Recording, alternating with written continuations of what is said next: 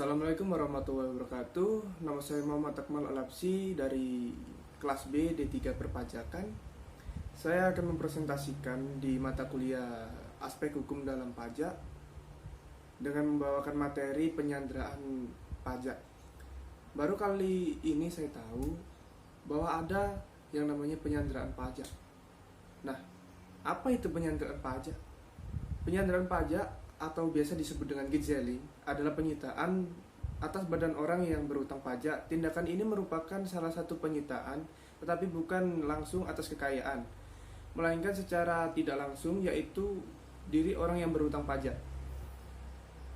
Kegiatan penyanderaan pada dasarnya merupakan salah satu rangkaian dari tindakan penagihan pajak yang dilakukan oleh Ditjen Pajak agar wajib pajak melunasi hutang pajak dan biaya penagihannya.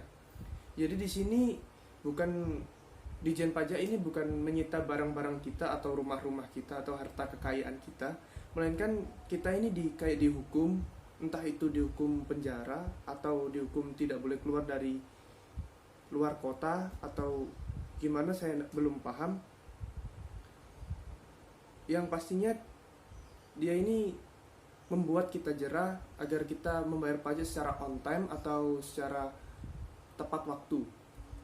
Nah, tujuan dari penyanderaan pajak adalah untuk mendorong kesadaran, pemahaman, dan penghayatan masyarakat bahwa pajak adalah sumber utama dalam pembiayaan negara dan pembangunan nasional, serta merupakan salah satu kewajiban warga negara.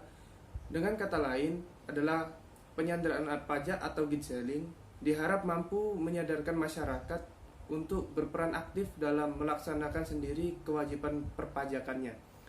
Jadi di sini udah jelas ya, tujuan dari penyanderaan pajak atau gijzeling ini mendorong kesadaran, pemahaman, dan penghayatan masyarakat supaya masyarakat ini tahu bahwa pajak ini bukan semata-mata kita membayar terus uang kita hilang diambil pemerintah, bukan.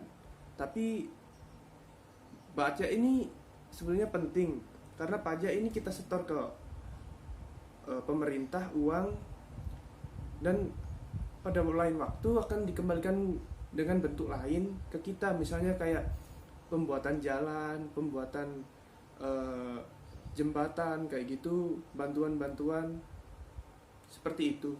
Jadi menurut saya membayar pajak itu sangat penting dan wajib bagi masyarakat Indonesia.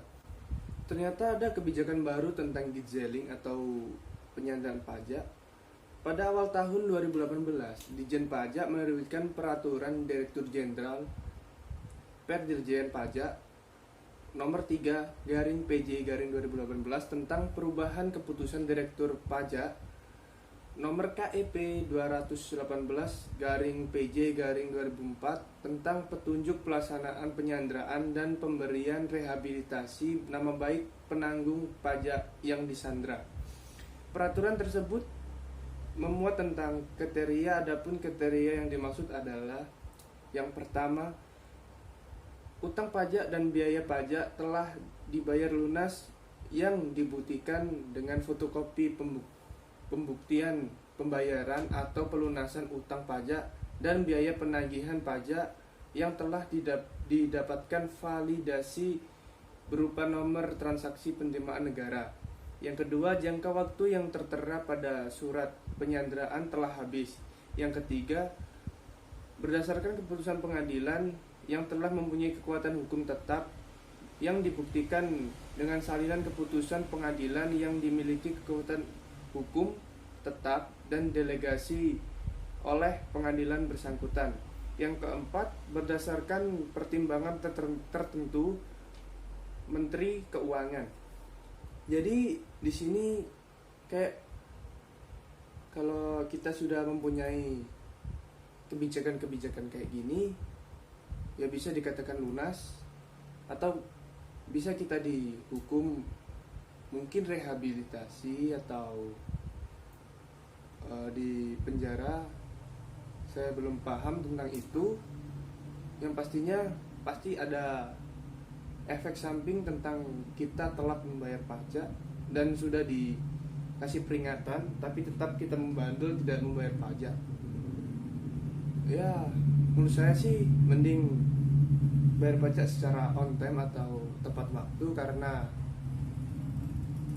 pajak itu penting buat kita, buat negara, untuk keberlangsungan negara kita. Bagi kita negara berkembang. Ya itu saja presentasi dari saya. Kurang lebihnya mohon maaf, dan mungkin kalau saya tidak dikasih tugas sama Pak Joni, saya tidak tahu kalau ada yang namanya penyanderaan pajak, ada yang namanya gitzelling. Saya berterima kasih dengan Pak Joni karena sudah memberikan tugas seperti ini, dan saya mendapatkan materi yang belum pernah saya tahu dan belum pernah saya pelajari sebelumnya. Dan itu saja. Assalamualaikum warahmatullahi wabarakatuh.